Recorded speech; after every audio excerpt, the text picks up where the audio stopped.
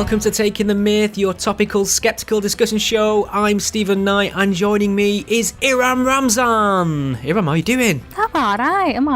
How are you, Markid? I'm good. I'm really good, actually. I'm just feeling quite jubilant. And is it because the birthday of someone very special is upon us? Jesus. You know, it's that time of the year. I never get that little fucker anything. Well, no, not quite. I mean, no one's called me Jesus in my life, but I'm talking about me. Yay. Hey, so you've survived another year. I did. I survived election. I've survived Brexit referendum. You know, 2 back-to-back Tory governments. Corbyn. Yeah. I have. I've also survived, Brangelina splitting up. Oh. It's Devastating. Yeah. Yeah, I mean, you say you've survived Corbyn, but I've got a feeling he's not gone just yet. I think we've got to. I think we're going to see a little bit more from him. I don't think he'll go quietly. I think he'll have to be dragged out of that party. And I mean, I will volunteer if they're short on numbers. I mean, we usually start the podcast with a little bit of a pop culture reference, talk about a film, a TV show, make it seem like we've got our finger on the pulse, like we're not just going to bash Islam and Corbyn for an hour, lure people into a false sense of content. So have you seen any good films, TV shows? I went to see Knives Out last week. Brilliant. So Jeremy Corbyn... It's so good. No, we're under a Tory government, and there's a lot to discuss in that regards. And how are you feeling now that Britain has turned into a fascist country overnight? Oh my word! A woman at work told me that her young teenage daughter woke her up at 6 a.m. in tears because she'd read the election result, and she was of the feeling that doom was imminent, and it was the end. And I would have been like, suck it up, princess. It's going to be okay. You've no idea. What hardship is. Well, the buses were on diversion today, and I just don't know how much more I can take of this.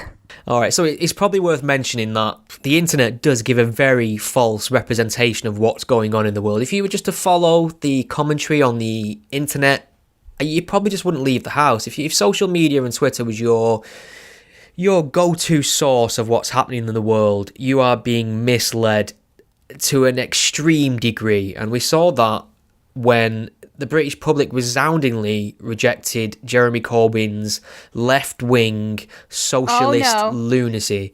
No. If you read Twitter, you will see that Jeremy Corbyn was trending, okay? So that means Jeremy Corbyn technically won the election. Do you not know anything? All right, so you've got it. It's not about Twitter is real life. Yeah, and a lot of these people were so shocked, and everybody else who wasn't taken in by his brand of far left socialism saw it coming a mile away. We warned not long after he was first elected as Labour leader, but let alone the first general election that he failed to win. But this is a landslide. And what's especially interesting about this one is many people who voted Labour their entire life jumped ship to the Tories. I don't think people quite understand I don't think people quite understand how fucking dissatisfied you must be with an opposition party to do that. It's oh my god, yeah. It's like chopping off your own arm in a sense. There's so much family generational guilt going through people's minds as they tick Tory in the northwest and have to go home and have a shower instantly and cry in the corner like they've been violated. Like, I mean, it just had to be done. For years, people were saying this: get rid of Corbyn and McDonnell and the other uber lefties in the shadow cabinet, and you will, have a chance of winning. But the Labour Party didn't want to listen to that. They really didn't. They listened to all these ridiculous activists on Twitter, thinking that, hashtags will win the day. And then when the Tories won the following day, then a lot of people were so surprised. It's like they just hadn't even contemplated this was going to happen, because they just wouldn't step out of their own little bubble. And I'm not just even talking about social media. I'm just talking about even within their friendship circles, because none of them would ever dare vote Tory. And then look what happened. And then even then, I saw people tweeting, oh, well, if we had PR, this is what our parliament would look like. And it showed, Conservatives and Labours with not that much difference between them in terms of how many seats they would get. I mean, the Tories were still in the majority, but Labour didn't have as few seats as they do now. But that's really a moot point because we don't have a PR system here. We have first past the post. Whoever gets the most bloody votes wins. We held a referendum on that in 2010, by the way, and we overwhelmingly voted for it. So it was for the alternative vote system, wasn't it? So, you vote for one, and then if nobody wins first round, you pick again. And nobody wanted that because then it goes to sudden death, and then it goes to penalties, and then we get knocked out by the Germans. I think that's how it works. Yeah, but it worked for us with the Cricket World Cup. So anyway, and so I recall on, my Facebook or Twitter with people saying, oh, if you're going to vote Tory, you're going to vote to destroy the NHS, you're going to vote to do this and that, you're going to vote to get, to make more people poor, or if you're going to vote Tory, get rid of me, or, unfriend me, basically. Yeah, that's all I saw. Nothing learned. And I just thought to myself, like, I wouldn't end my friendship with somebody based on who they were going to vote for unless it really was an explicitly racist party, not like the Tories, because they're like the kind of racist. Like everybody knows, they're almost fascist, but not quite. I'm joking, by the way. Yeah. So if someone was overtly BNP on your timeline or sharing national action, that person's a scumbag. Then fair enough, I would, because they're obviously going to stand against me as well as a person. Whereas if you're voting Labour, Lib Dem, I might disagree on you in so many things. I have Corbynistas on my Facebook, and I haven't unfriended them because hey, that's what life is all about, having different views and being friends with people who should be a little bit different to you. Otherwise, what's the point? But then we saw the Labour vote collapse in the North and the Midlands, where they are the strongest. And no matter what people say, Brexit was a massive, massive factor in this election. And the other problem was, I think maybe Labour had too many points and spreading itself too thinly in this election. Oh, we're gonna do this to the NHS. We're all about workers' right. We're all about this. We're also gonna give free broadband, free this and that, everything free, more money, more spending. And it was just too much. Whereas with the Conservatives, it was all about, who do you trust to deliver Brexit? Let's get that sorted first and foremost. That's it. The Tories read the fucking room, is what they did. But I'm just going to say the obvious. So it's become really nasty and really toxic from the Corbynista left, the left wing. People who have wed their politics to their sense of virtue. It's not about being right, it's about being the good guy, and that is folly when it comes to politics. And I don't think they're evil. I don't think they're trying to fuck people over. I just think they're wrong, and I'll happily explain why they're wrong. I don't get the same courtesy back. So is it because you're a fascist? Because I'm a fascist. But they need to get their head around the fact that they think that if I just cared about the homeless and the disabled and the starving children as much as they did, I'd find Jeremy Corbyn's policies appealing. And it's like, no, I care about all them things too. It's just I think Jeremy Corbyn's solution's absolute dog shit. I think if you want a good social welfare system in this country, you need to know how to look out for the economy, how to look after jobs and business, and everything else trickles down from there in a sense. The first people to get it in the neck when the economy is going down the pan is the impoverished. It is the disenfranchised. So if you put somebody in government who's an avowed anti-capitalist, who wants to squeeze big business as much as possible and nationalise things and pay billions and back pay for pensions and not have it costed and just play an experiment with our economy, just see how far that gets you in a couple of years and see which social welfare grants and systems collapse along with it. So I think if you want a decent social welfare, if you want a decent NHS, you need to have somebody who understands economy. And Boris Johnson, albeit not a genius, I think he understands how an economy works. He understands business. He understands how people work. And they're all saying what a horrible, evil man he is. I don't need a leader of my country to be a role model or a beacon of virtue. I have no doubt that man would sleep with my girlfriend and probably steal something from my mother if he got the opportunity. But I think he knows how to run a government. And I don't have that same faith in someone like Jeremy Corbyn. So I don't trust Boris. Really, I don't. I think he's an absolute, the buffoon role he plays doesn't fool me at all. But the problem is, and this is what Matthew Goodwin highlighted, he's a professor of politics, and he was spot on when he said that Labour has now broken into 3 separate parties. The white-collar, city-dwelling Brahmin left, who are led more by their social liberalism than a desire for economic solidarity with the left behind. The dwindling number of traditional left working class and socially conservative workers, and an awkward alliance of students and minorities. That last point is very, very true.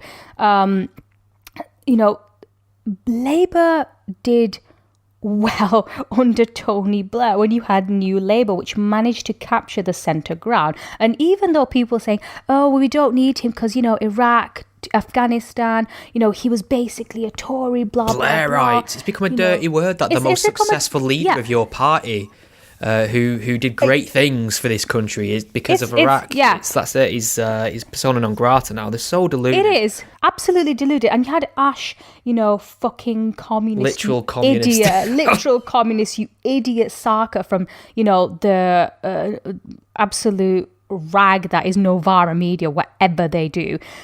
She was on analysing the election and said, well, it took us nearly 19 years or whatever until Labour managed to defeat the Conservatives after Thatcher and Major. And I thought, yeah, because Labour managed to turn itself into a centrist party, not a party full of loons and uber lefties. People in this country are not very, very left-wing. They're pretty much, they don't do radical. We're socially liberal, though, I would say. So that's a very liberal, fertile ground for a left-wing party to capitalise on, and they completely missed the ball. It's so easy to placate and satisfy a centre lefty because we're already most of the way there. We have to basically carry on doing the things that we're already doing, but better. None of this really far left socialism, nationalise everything. And people like Ash Sarkar and Owen Jones I already are taking no responsibility for their role in this, how obnoxious they are to the general public, and how much they don't represent the average working person that they claim to represent. And they're still not putting their hands up and taking any responsibility for it. I mean, maybe just not enough dick was sucked for socialism. Oh, did you see that T-shirt? Wow. Oh my God. Who was it who wore it now? It was someone who posted a picture with Owen Jones.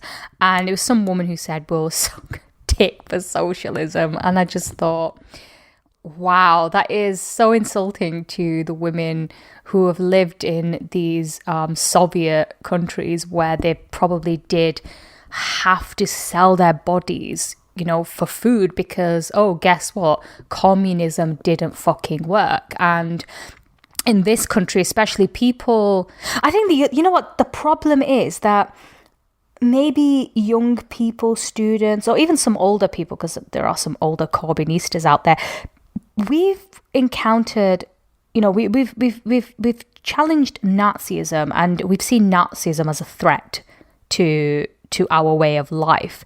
And so that is the most obvious threat to us, but we don't realise that also the far left is a massive problem as well. And we've seen elements of it within the Labour Party and what chaos they've been causing, and the British public voted overwhelmingly to bloody reject all of that crap. The only thing they destroyed was themselves. There's two things happen with socialism. It gets in and destroys everything and people starve.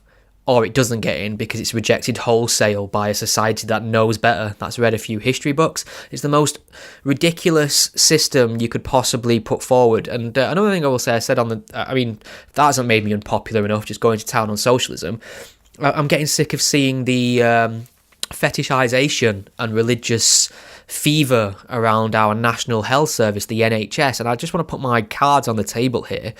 I love the concept of the NHS. I think it's a beautiful thing that anyone who's paying tax, their national insurance, puts into the pot, and anyone who's not working, anyone who's homeless, anyone who just comes to this country can get healthcare and get seen by a doctor. You know, you don't have to wait 10 hours and die in the corridor. But that's just it. You can't get a bloody appointment to see a GP these days. I mean, I have to communicate with mine by fucking online forms.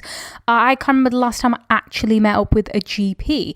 And I think this is the problem with the NHS. And people always go on about how Labour's the only party of the NHS. But, you know, even the Conservatives always pledge to add more money to the NHS. And the problem is we've got too many people in this country and not enough wise spending that I think, you know, it just makes me wonder if we can continue with the NHS the way it is. It's destined to fail. It's destined to collapse. It doesn't matter how much you pump in it. I can understand the concept of having, say, free emergency care or something like that. But I think when you have something for free, you don't really appreciate it. And that's what's happening with the NHS. And that's why people probably don't bother turning up for doctor's appointments. And if they had, say, I don't know, if they had cancellation fees, that would make people definitely turn up. Because, you know, it's like when you go to It's like if you go to an event and it's free, you don't mind missing it, and loads of people miss out because they think the event's sold out. Whereas if you pay for it, you will make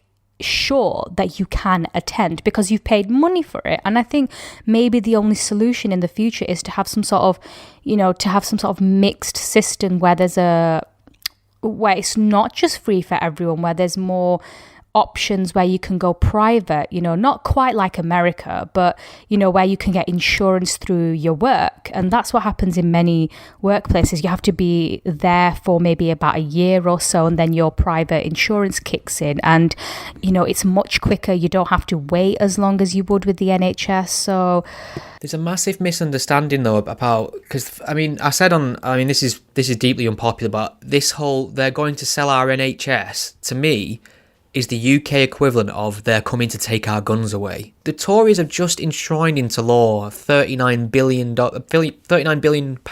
pledge to the NHS. And there's this idea, and every time they tell me that they've already started, the privatisation's already begun. It's already, these large amounts of it been privatised.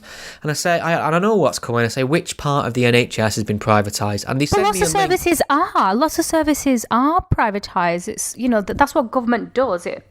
But no, they're saying that parts of the NHS have already been privatised, and what they mean is the NHS uses private contractors to service NHS patients, which means, so if there's a huge demand for mental health services in Greater Manchester, and our closest mental health clinic is Liverpool, what happens is everyone who lives in the Merseyside area goes there, and it also has to take on all the people from Manchester, Greater Manchester. So it gets this bottleneck, service quality and service levels reduced. It's not going to work. So what the government does is they look in Greater Manchester and say, oh, there's a private mental health clinic right there in Greater Manchester. Let's pay them to take on NHS patients. And so what I do as an NHS patient is I ring up for mental health services. They direct me to this private clinic. I go there and I say, this is a private clinic. Do I have to pay? They go, no, you're an NHS patient. You don't have to pay. Yeah, that's how it's done. That's what government does. It's got to be a mix of both, but people read that and assume that part of the NHS has been privatised, and it's not. They're reducing bottleneck. They're actually saving money.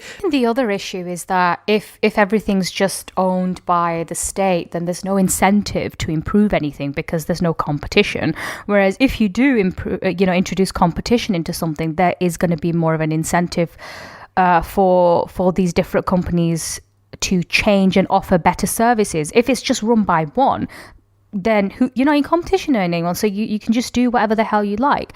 And the other issue is that you have so many of these middle managers in the NHS that they're wasting all this money on bureaucracy when you could easily get rid of them and just hire more doctors and nurses. It's like with these police and crime commissioners. I mean, who the fuck needs them? Why do we need those? I mean, how much money is that costing taxpayers? Yeah, I mean, if we try to move away from the UK-centric elections, because I think we're all getting a bit of election fatigue, and fuck Jeremy Corbyn, by the way. Just want to put that in there. He's still there, by the way. He's not resigned. The worst defeat of the Labour Party since World War II, and he's just rocked up to work and said, "Hi guys, someone grab me a coffee." Utterly deluded.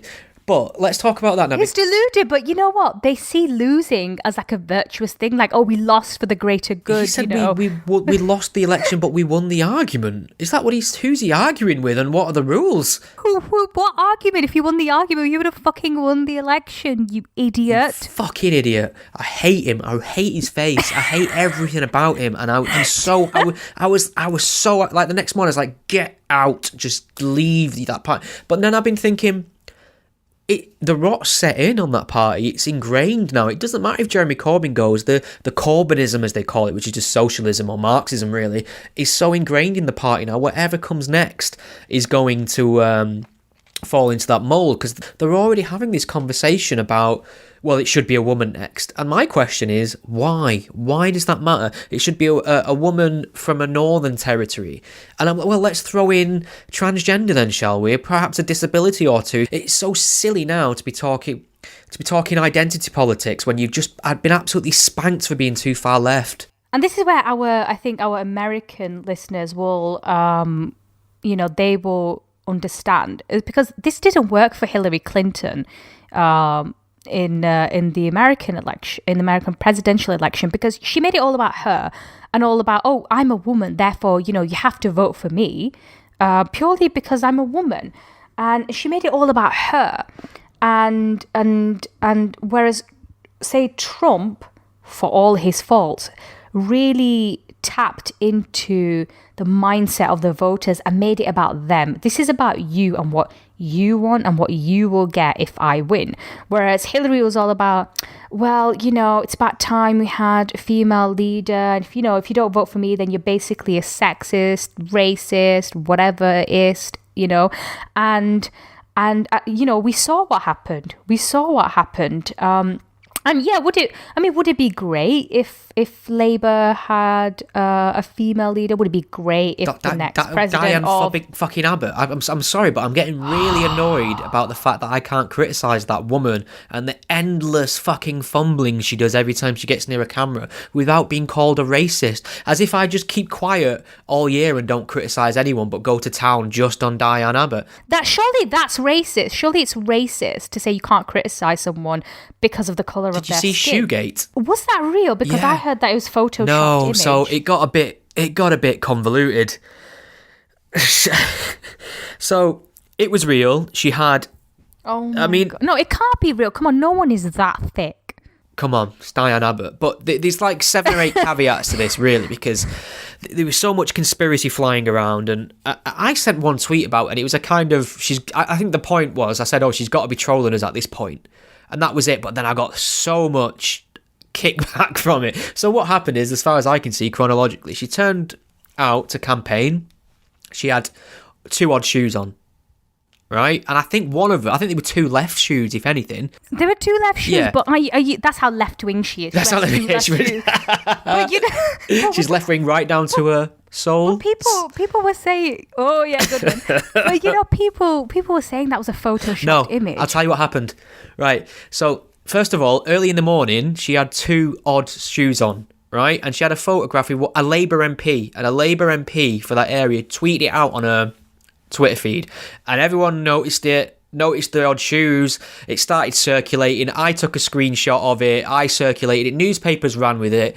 That MP noticed all the negative attention that image had got because Diane Abbott had the wrong fucking shoes on, and she deleted it. So then the only pictures they could find of her in that town were from later on, where she got the correct matching shoes on. So everyone was coming at me like, you fucking liar, you fake news, you're circulating Photoshop pictures. And I'm like, no, a Labour MP tweeted it out. And I tried to direct people towards the original tweet, and she deleted it. So I was screwed, basically. I looked like a right arsehole for a little while, until later on in the day, Diane Abbott tweeted out some images, and a couple of them, she had odd shoes on as well. Oh my God. What's happened my God. Is she's and this is going to be someone who would have been Home Secretary if elected and keeping our streets safe. Yeah, women in my life have done this, right? They've got together. I mean, sometimes when they'll have flats, in case they're driving, they'll have spare shoes in the bag. If we're going out for the night, they'll wear flats there, then they'll change But into heels. I've never in all my life picked two left feet No, from so two different shoes. what she's done is she's gathered up 2 pairs of shoes before she's left the house, put the wrong ones on, put an odd pair on, then put a separate odd pair in her handbag to walk out. Realised after all the shit she's getting on the internet that she's wearing the odd shoes. She's got in a handbag, got rid of the left one and got the right one out, or whatever fucking combination it is. Fucking shoeception. Oh my God. But people were going, it's been photoshopped. Then some funny bastard actually photoshopped the original image to make both shoes match. He just basically took the other shoe, reversed it, and stuck it on the foot in one of the worst photoshops ever, having a bit of a laugh. God. And then people started circulating that, saying, see, here's the original where she had the correct shoes on. And it just... That's why Labour lost. Why Labour lost. It was silly. It was the shoes that lost it. People are like... I can't believe you've been going on about this all day on your Twitter feed. I'm like, I sent one tweet. I'm responding to everyone accusing me of lying. It's not the same thing. I love Twitter so much. I love how angry it makes people. I fucking hate Twitter. This is why I hardly go on anymore, because it's just turned so woke, and everyone's gotten so angry. I mean, someone tweeted at me the other day. I don't know what in relation to, because it wasn't in response to anything. Because I scrolled up to see if there was a tweet, and someone just said, "You forgot to add hateful Tory to your bio." And I thought, Jesus, what the fuck? I mean, yeah, I know I'm hateful Tory, but I thought that was like a secret, you know? Think about it this way. I'm making no apologies for this anymore. I voted Tory, and I will tell anyone who asks. I put it as my banner on my Facebook this year. I never do anything like that. I never even... You're a card-carrying fascist. I'm putting it out there now because I'm saying, look, people think differently than you, and you're going to have to deal with this sooner or later. I've got nothing but abuse, and I'm not making any apologies for it. I'm not feeling shamed about exercising my democratic right, especially when we won. Our views are the mainstream, and we have to keep them quiet. How is that healthy for public discussion? The fact that you can put that you're voting Labour on Twitter, and they fucking do, all the time, and nobody says anything. I tweet out that I'm voting Tory, and it's like the sky is falling, and the Tories are in government. So these people who are these ultra-left, sanctimonious gatekeepers of what is virtuous and what is good need to get a grip, because they don't own the public conversation anymore. It's too late. The horse has bolted. Yeah. It is over. It is. I'm going to be loud and proud about my unpopular political opinions from now on, because that's what it's going to take to shift the Overton window on some of these things and let these people know that they don't run the world. They don't even run the country anymore. Whew, and breathe. Right. Anything else you want to say about the election before we move on to a massive piece of tragic news? I just want to point out that, this is just a sign that the woke left is eating itself up, and they need to realise that, social media and hashtags are not a real life. Yeah, nor is, and if you want to convert people to your way of thinking, calling them thick, ignorant, misogynistic and racist is not the best opening gambit, I would say. Did you see Steve fucking Coogan on the TV? Oh, no, because I've been trying to avoid elections. Such a smug prick. And I say this as a massive Steve Coogan fan. I can quote chapter and verse of any Alan Partridge. I've even met the man. I like his work. But he went on the news, and he's campaigning for Labour, basically, and he this is how unaware he is of what he's saying. He's on the news, and he's asked, his character Alan Partridge, if Alan Partridge was here today, who would he vote for? And Steve Coogan, without missing a beat, said, well, he's quite ignorant and thick, so he'd vote for Tory. Oh my God. And I'm like, okay, so who are you trying to appeal to here?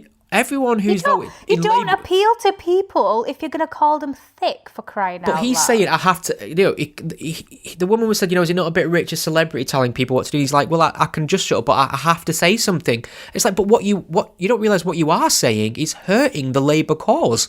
How is this anything but self-service backslapping to say, I'm the good one, I'm the virtuous one, everyone else is thick and stupid? So basically, no one gives a fuck what Steve Coogan and Hugh Grant think. We'll watch your movies or your programmes, but when it comes to your politics, fuck off. Jurassic Park. Yeah, I agree.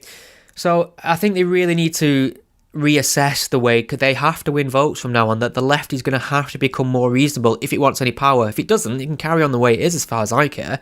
But it'd be nice. I don't think Labour's going to emerge from this like a phoenix from the flames. I think it's going to continue to just die and become irrelevant, and some centre-left party will take its place. Maybe even the Lib Dems, if that gets a more less Lib clueless Dems? lead. What did the Lib Dems gain? I mean, their fucking leader was voted out because, days before the election, she was more bothered about talking about anyone who can self-identify as a woman. I mean, most people do not give a fuck about things like that. Most women aren't going to be on your side. Or anyone who identifies, what is a woman now? I mean, geez. Well, one last thing on this. I like the fact that Boris Johnson was very explicit in his speech when he returned to Parliament, when he said that he's very aware that working class people in the Northern Territories have only lent him their vote, and that's where I am. I'm not all like Tories are the greatest thing ever. Of course they're not. They're just the best of a bunch of very bad options, unfortunately. That's how I see it. I'm going to watch them very carefully, and if I can find any excuse to jump ship at the next election and put my ex somewhere else, I will take it without a doubt. So it's nice that he's acknowledged that, to be honest. And I think everything's going to be okay. And it'll be nice now for the political climate to calm down a little bit now that the general election's over, and now we'll hopefully get Brexit more or less over the hill by the end of January. Let's get Brexit done, Hiram. Let's get it done, Let's get it done. Done and dusted. Shall we talk about the Twitter tragedy? London Bridge. There's that. Something worse has happened. Yeah. Much worse. And are you sitting down? Yes. The wonderful musician, artist, and profound political commentator Lily Allen has quit Twitter in the aftermath of this election result. Yeah, she's basically she said, I thought the election was won by Boris because of this country's deep-rooted racism and misogyny. It's been reported that I deleted Twitter because I couldn't handle the abuse and humiliation that I got in the wake of my comments. Well, yeah, basically that's true, actually. But then she went on to say that she deleted her Twitter because she believes that these platforms have, quote unquote, given a voice to the far right, and they use them to spread disinformation and lies, which win them elections and ruins people's lives. No, actually, don't know about you, but I mean, we touched on this before, but if you look at Twitter on face value, you'll see that it's mostly people who are fairly left-wing. Easily, absolutely easily. I very rarely see anyone out there with right-wing or centre-right views, and if they do, they're quickly pounced upon. I mean, I think what would be the interesting thing to do is try and take a bet as to when she will return, because she will return. She cannot. She mainlines that attention. Is she gonna do a RoboCop? What? Get shot up by a gang of drug dealers? No, I will be back. That's Terminator. That's Terminator. Oh yeah, my word. Sorry. What that? This Sorry. Okay. All right. Wait a minute. Wait a minute. I can take violent Islamists committing acts of terror, and I will not flinch in the face of it. If you mix up two sci-fi killing robot genres, I will be very angry with you. I'm sorry, what I the did mean fuck? Terminator. Can we delete this bit from the podcast? Nope, it's going. I'm putting it up front. I'm putting it up front. Oh no! Oh god, no! Do you know what? I might as well just go and join Michael Lily Owen Allen. in purgatory. That's a good thing. If Michael Owen's listening, he wouldn't have known you messed up there. So there's one person. Oh my god! I meant Terminator. I knew it was Terminator. I just said RoboCop. I didn't mean it. I did not mean it. Okay. Oh, I should have said Arnold Schwarzenegger. Oh. Okay, rewind. Yeah, we rewind. I'm not cutting that out. I'm not telling you now, I'm not cutting that out. Is she going to do an Arnold Schwarzenegger? I'm not cutting it out. I'm not cutting it out. Oh, fuck's sake. Hasta la vista. Right, do you know what? I might as well quit Twitter now. Oh, no. She will do an Arnie. I reckon. She's going to be back. You think so? Is she going to be back? Is she going to be back? February's... Because if she does, isn't she legitimizing the far right? What is the far right, by the way? I mean, how do we define as the far right? Here's the problem, because that's an amazing question, because the baseline on extremism in this country has shifted to such a degree that the Tory government's now the far right. And you're the far right. Yeah, and they're like socially liberal. And it's incredible to me. And I was thinking about this the other day, because when it's a battle of manifesto between two opposing ideologies, far left and far right, you'd imagine that the one that was on the far right would be, we're having no more immigration. And as a matter of fact, we're not spending any more money on the homeless. If they can't look after themselves, why should we have to? Kind of attitude, right? But if you look at the manifestos, they both advocating for the same things. The NHS, social justice, social welfare, should I say. They both have a pro-immigration policy. They both value immigration. They both enshrining the rights of refugees, things like that.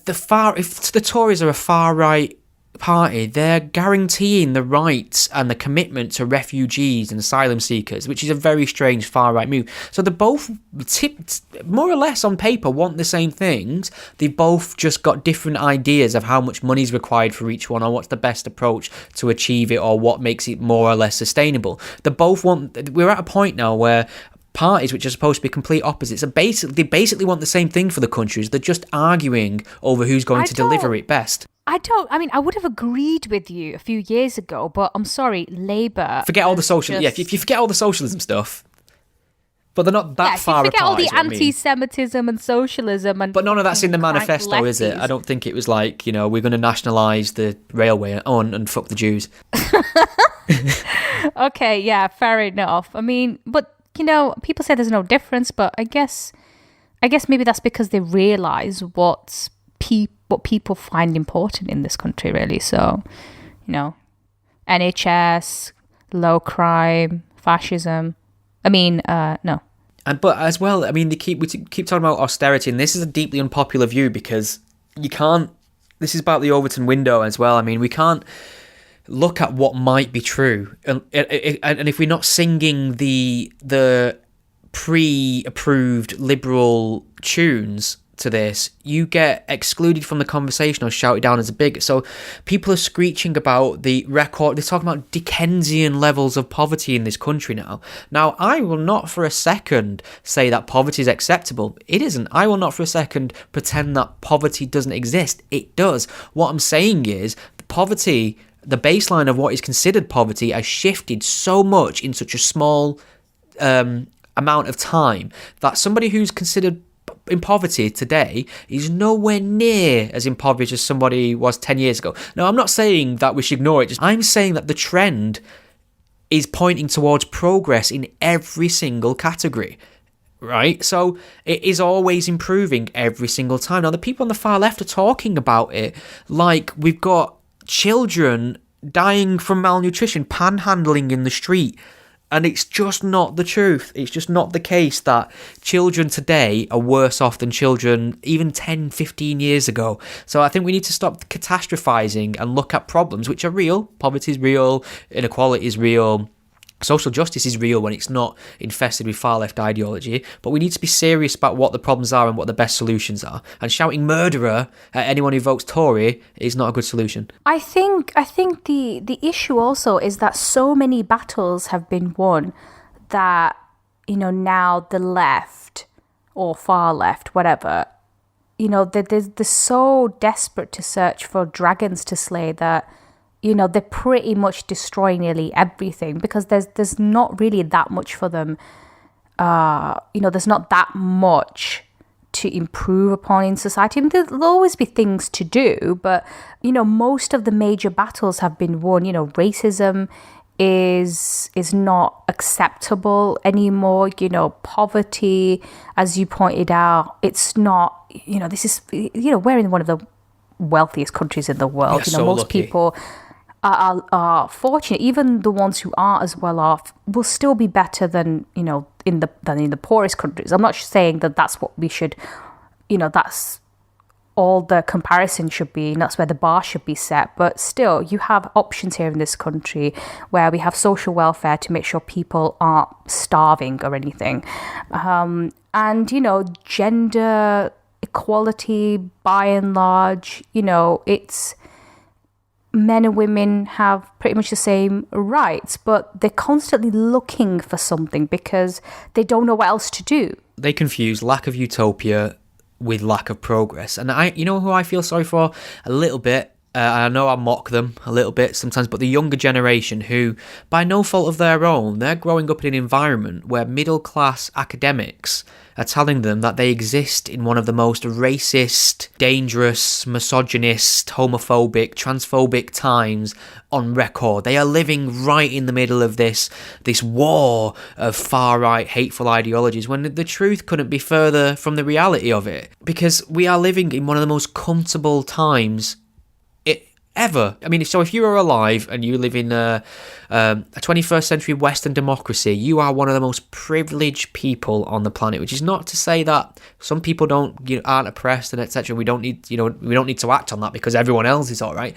But in comparison, if you just have a graph, the line of progress is pointing in the right direction all the time. And it's the problem with this kind of catastrophizing is there's a danger that you could halt that progress with creating a false narrative, convincing people of colour, quote unquote people of colour, that everyone wants to murder them in the streets or whatever, or that, you know, they're going to be kicked out of the country, or telling transgender people that they're at danger of being slaughtered or lynched from walking down a British high street and things like that. You can turn the tides on these things by creating false narratives. Quickly, let's change the subject to something less depressing. Terrorism. Oh, let you run with this one because I've waffled quite a bit. Well, you know, it always happens, and I don't know if the universe times it this way, but whenever we record a podcast, not long after there's a terrorist attack or some sort of incident. So a couple of weeks ago, a man named Usman Khan, who was out on license, 28-year-old, is the youngest member of a nine-strong group of jihadis jailed in 2012, for planning to bomb the London Stock Exchange and the US Embassy and target people such as Boris Johnson. So this young man, he was out on license from prison when he killed 2 people and injured about 3 others in a stabbing attack on London Bridge, and then not long after he was shot dead by armed police. And prior to that, he'd been released in December 2018, and he had to wear an electronic tag, and he was also taking part in the government's desistance and disengagement program, which basically is aimed at rehabilitating people who have been involved in terrorism. Clearly, that didn't work. So in 2012, initially, he was sentenced, I think, for about 8 years after pleading guilty to preparing terrorist acts. And clearly that didn't work, because then he went on this stabbing rampage, which saw 2 people killed. I mean, it's funny because I used to work at London Bridge as well, and roughly at that time I would have been out and about in that area. So it's just, I just thought to myself, oh my God, what the hell? I would have been there if I'd been at work, and my colleagues are still there. So isn't it weird? I was just that texting a few people. As Brits, like I've been in several places where terrorist attacks have carried out. You have. That's how literally close to home it is now. It's not a remote abstract thing. It's places that I've been to millions of times, like the Manchester Arena. I can't count the amount of times I've seen a gig there, or been to an event there, or I've even been there since for things. And obviously you used to work on an area that's not the first time there's been a terrorist attack there either, is there? I mean, it's like 2017. Yeah, if you cast your mind back as far as 2017, you'll remember the last jihadi attack. It's insane. It really was. I mean, it's weird to think that we were kind of going through this year without really huge incidents, and then this happened. And the weird thing was, at the time of the attack, he'd been invited to attend some sort of conference about justice and prison rehabilitation at London Bridge, and that's where he started the attack. He killed one man and one woman after stabbing them, and he was also wearing a fake suicide vest. Yeah. So obviously, when the police saw him, thought, oh my God, he's wearing a vest, shot him dead.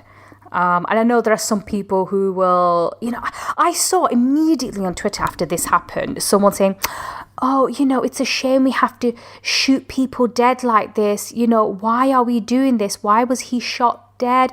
Why wasn't he arrested? Blah, blah, blah. And you just think, I'm sorry, but if you see someone with a fucking suicide bomb vest, are you just going to give them the benefit of the doubt and say, hey, what if it's a fake one? Let's allow him to carry on walking, for fuck's sake. I've got an even more hawkish opinion on this, which probably... Is it shoot them all dead? I would have just shot him for looking at me funny. No, not quite like that. But you were quite right. So I mean, maybe I get why this person said it, because the thing is, before the police arrived, he was restrained by some people, and one of them was, I think, someone who'd come out of prison and served a murder sentence or something. So he had been restrained before that. Not quite. And I think maybe... So, I mean, I'll have to watch the video again, but my sequence of events were this guy had been trying to stab people on the bridge. He stabbed a couple of people at the place that he was supposedly trying to be, they were supposed to de-radicalise him. He ended up on London Bridge. By that time, obviously, we're on high alert in the city. Armed police were dispatched to the scene due to reports of a potential terrorist act. So we've got armed police officers, and my American friends will know that. Maybe they won't, but our police don't carry guns as standard. There's special units that are dispatched to specific threats. So a terrorist incident would almost certainly, or potential reports of a terrorist incident would almost certainly have an armed response there. Now, from what I saw, and I might be wrong about this, but he was scuffling or pinned down with a man who was trying, a member of the public. The armed officers turned up, got guns out, trained on this terrorist, and as the person who restrained him got off him and moved away from the scene, left him on his own. They're shouting commands at the guy on the ground. The guy on the ground decides to try and get up, and they shoot him, and he's dead. No, but that's the point I was trying to make. Like, people did try and restrain him, and I think that's why this person who was on Twitter just jumped the gun and said, "Oh, hang on, if he was being restrained, why did they then shoot him?" So I think people are very quick after these events to okay, yeah. jump to conclusions and make certain comments when, really they should wait until all the facts have come out. Yeah, so I think, to my mind, that I might be wrong on this, I'll have to read the report. I mean, there's always an independent inquest whenever a police officer discharges a firearm, especially if someone's killed. So we'll get the details, but I've got no reason to believe that policeman who fired that bullet didn't see this fake device or this potential explosive device strapped to the gun. But it's all a conspiracy. But, the police do this because that's all they want to do. My point is, even if he didn't see that belt, I think he was entirely justified in shooting him.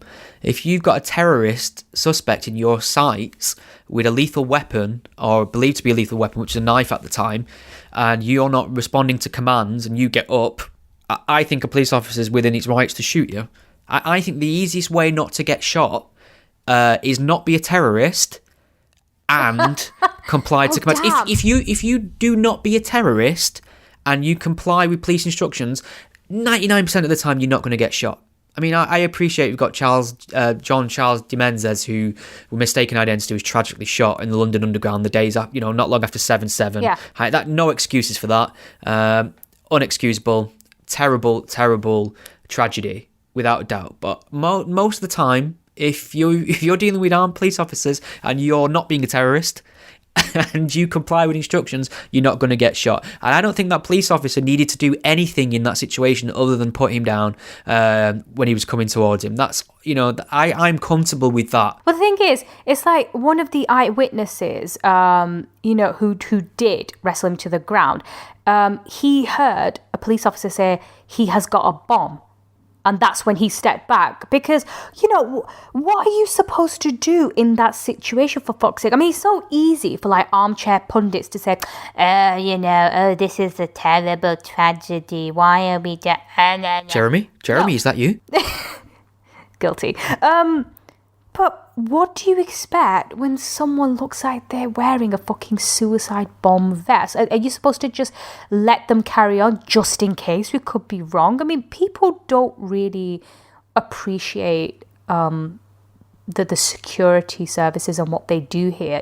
A lot of tough decisions have been made and they've gone through a lot of training to deal with these incidents. And my feeling is, if he was wearing a suicide bomb vest,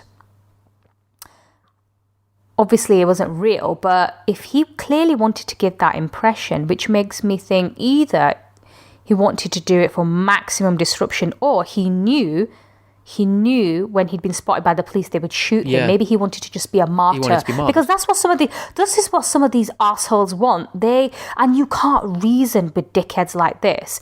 They want paradise, they want all the rewards in heaven, and because of that they're so blinded by this obsession and this devotion that nothing you say to them will make any difference. You can't reason with someone who wants death. I completely agree, and I think I'm very impressed, to be honest, by how fast armed officers were dispatched to that scene and how quickly they dealt with it, and I'm very grateful for it. And I know we spoke moments ago about fewer attacks, which is always a positive, but the number of foiled attacks is still there in the background. People are still being investigated, people are still being watched by our intelligence services, and the threat level remains high. How exactly are they being watched? Because you've got someone like Anjem Chowdhury, who is, a notorious hate preacher, and a lot of these terrorists have been linked to him. He's now out. He's tagged, but he's out. This is really worrying because Usman Khan was also going through this, de-radicalization process, and I don't know how intense that was. I mean, it clearly didn't work. And this is somebody, Anjem Chowdhury here. He's been linked to all these terrorists or would-be terrorists, and he's out there. Yes, he's being monitored, but as we've seen, that didn't stop Usman Khan, did it? What's the chances that he's come out of prison less radical than when he went in? Oh, I mean, he looks really, really rehabilitated to me. But a lot of people have been warning our successive governments about the problems that we have in prisons and jihadis, because it's so easy for them to recruit inside. And people have come out since then saying, they warned the governments about that this could have a massive impact. It's not working. Rehabilitation isn't working. All these de-radicalization schemes. I mean, like the channel program, once someone has been identified as, having gone too far down the line, it's not even compulsory for them to attend. So what is the point of having this so-called de-radicalization scheme if people can choose not to fucking attend it? What's the bloody point? And then you have serious gaps in the system when it comes to managing these terrorist offenders. So it's not, I mean, it's only a matter of time before someone else comes and tries to do something similar. I agree. It's a conveyor belt, and I don't see any end to the line of this. It's not like one group in one place that you can close down and throw in prison. This is a nationwide issue, and it's ideological. And I think it's going to be a generational one. So, chin up, kiddo. Everything's going to be great. But we're all going to die. We're all going to die.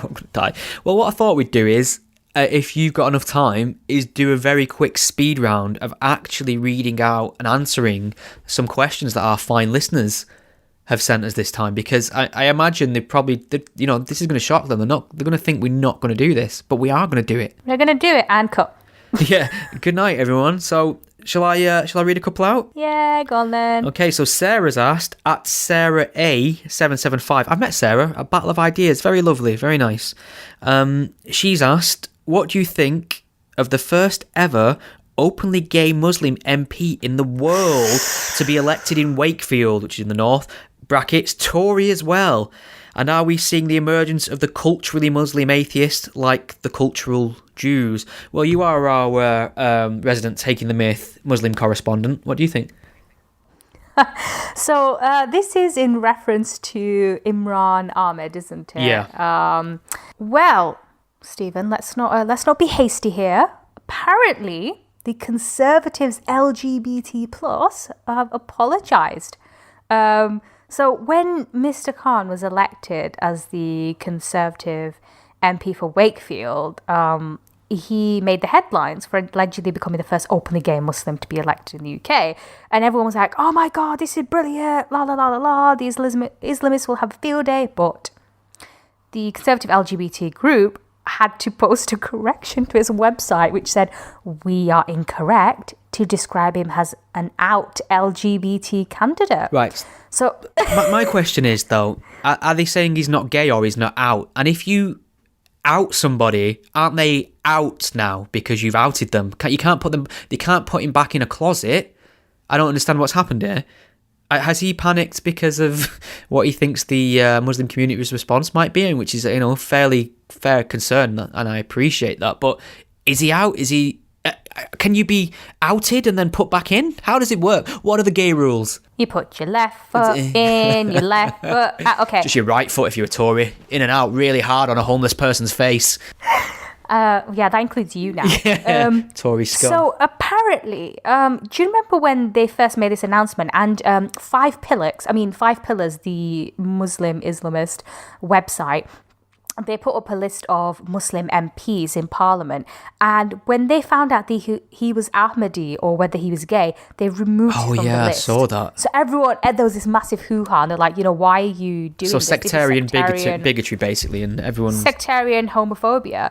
And then now it turns out, hang on a minute, he's either not gay or he's not openly gay. But they put he's out. gay and they've just outed. Yeah, which is dangerous, isn't it? Imagine waking up to his Twitter feed in the morning. The poor bastard. It's just weird, because he's himself put out a statement on Twitter saying, "I've seen recent inaccurate press reports saying that I'm openly gay." So that makes me wonder. Then maybe he's. He wouldn't use the word. He'd just say, if he wasn't gay, wouldn't he? So the fact that he's saying openly gay. Fair play. Maybe he's just a gay MP who doesn't think his identity should be used for political capital and doesn't lean on it. I just think he realised that, oh shit, hang on, the Muslims won't like this. And, it depends.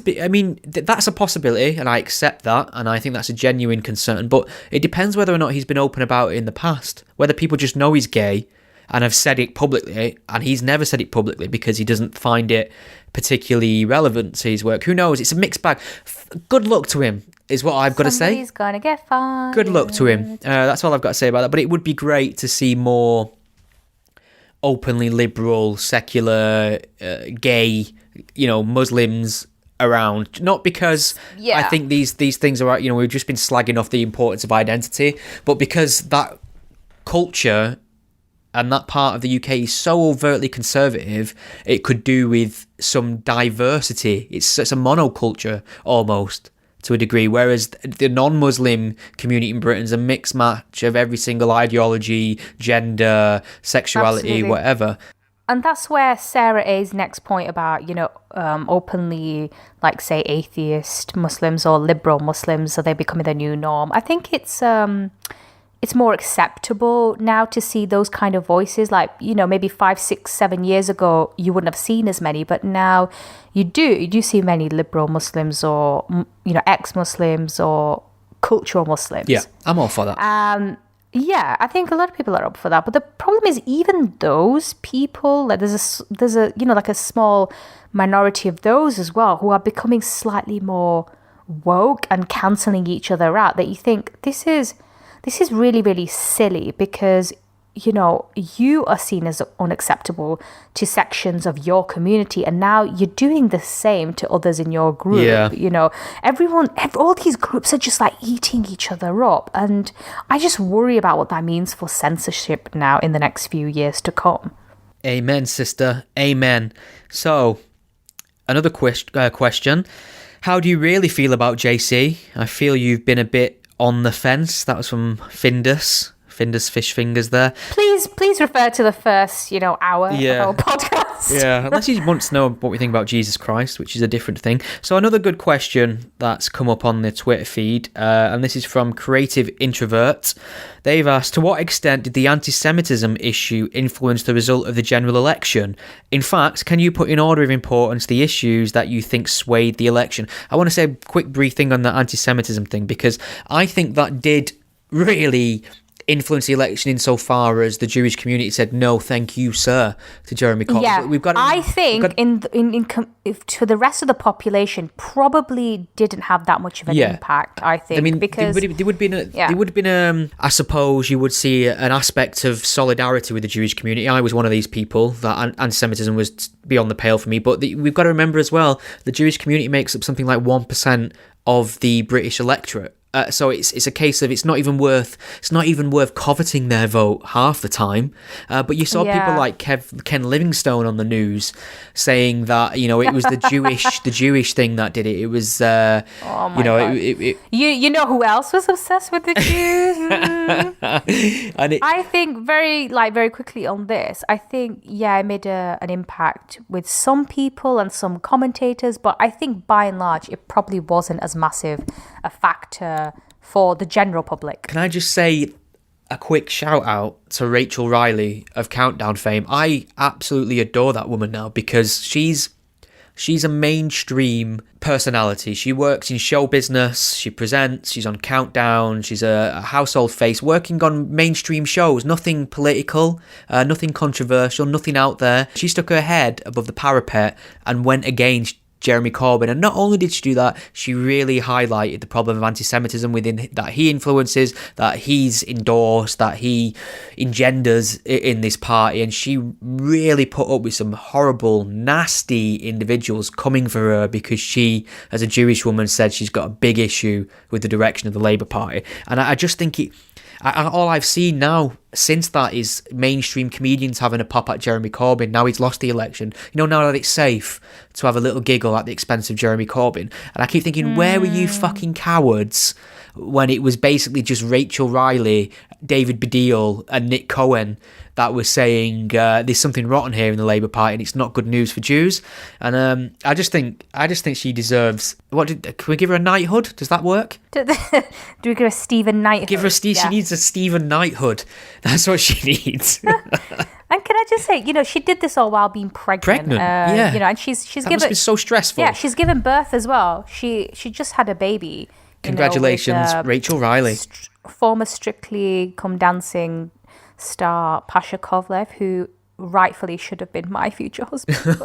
Oh, she cancelled now. I'll forgive you, Rachel. I forgive you. So that's what I've got to say about that. But in terms of what do you think, in the order of importance, the issues that you think swayed this election? Brexit. Yep. Brexit. Yeah, forget education. It was Brexit. And if only we could have had some vote on that topic to give parties an idea of how the general public felt. Maybe they would have catered their campaigns towards their needs a bit more. It's a mystery. Yeah, I think you're right on that. And I think even people who voted Remain were sick of it and just wanted to get it over the line. And a lot of people, like I mentioned my dad on the last show, were just annoyed that a bunch of elected officials decided they weren't going to see through with the will of the people. They were just going to ignore it because us idiots had voted the wrong way. And this is from my dad who voted Remain. So I think there's a lot of people in that camp who were like, we lost, it's time to move forward kind of thing. Should we see what else was on Facebook? Do you think Trump will be successfully impeached and be jailed? No. Yes and no. Yes and no? I think he'll be impeached. I don't think he'll be jailed. I think you can impeach anyone if you try hard enough. Have you impeached anyone? I just impeached 5 people while we've been talking here. I don't know about this. I think this is going to be a very Democrat v Republican issue. You know, Democrats will all be for it, Republicans will. Remains to be seen, but It stinks to me. I need a smoking gun.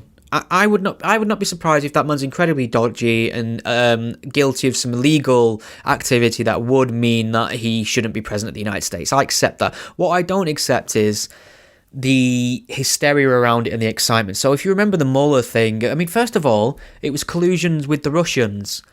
And then it was, we can't really nail anything on him there. So it was extramarital affairs. And then it was like, actually, we've exposed that maybe he set up some sort of quid pro quo agreement with the Ukrainians because of a phone call. And maybe he said this, maybe he didn't. And I just think it's all very weak sauce. I'm sorry to say. I'd love nothing more than Donald Trump to be sent his marching orders because I think he'll win the next election. And I don't want Donald Trump in the White House. I'm anti-Trump. I'm just not going to lose my head over it. You know what I was thinking about the other day? Trump? Yes. I was thinking how naive I was when Trump got in, and thinking, you know what, this might. I was trying to spin it in a positive way. I was trying to think, I was trying to put the idea forward that this might be a wake up call for the left, and they may regroup and reform like a T-1000 from RoboCop 4 era, and fuck you.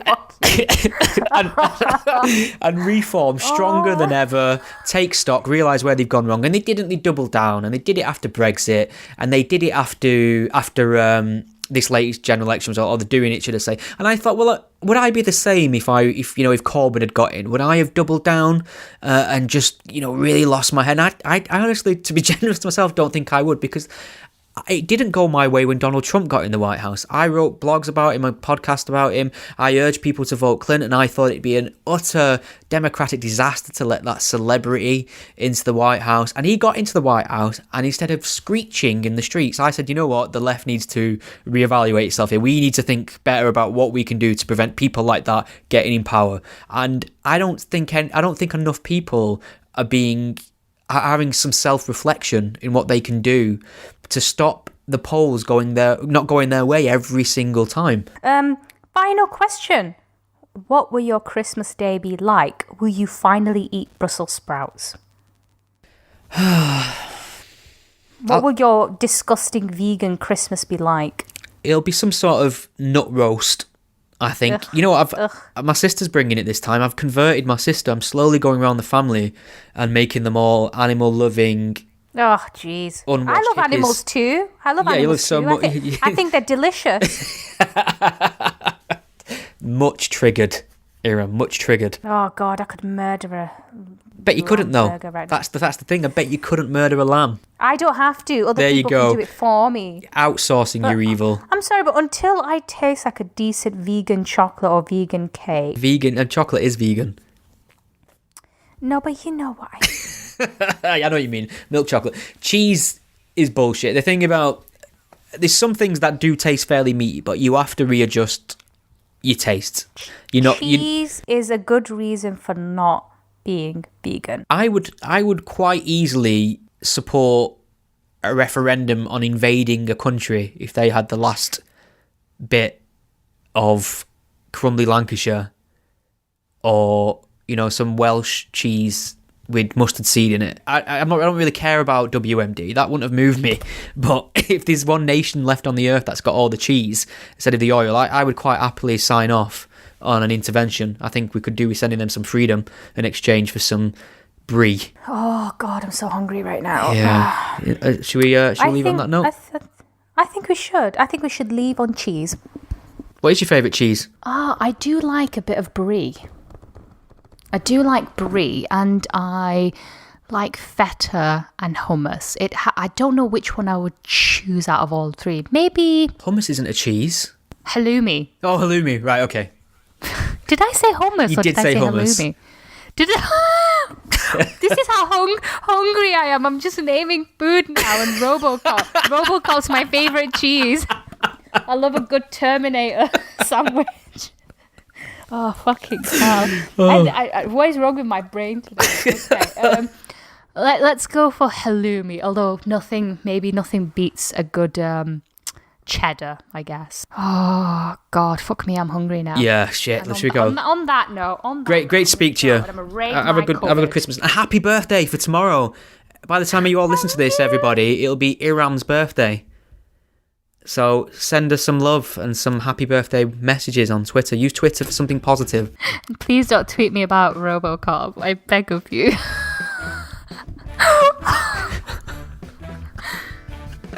All right, Iram, it's been a pleasure. It has indeed. Hasta la vista. Thank you for listening to the Godless Spellchecker podcast. The podcast is a one-man operation produced in my spare time away from my day job, and I love making it for you. If you enjoy what you hear, please consider lending some support.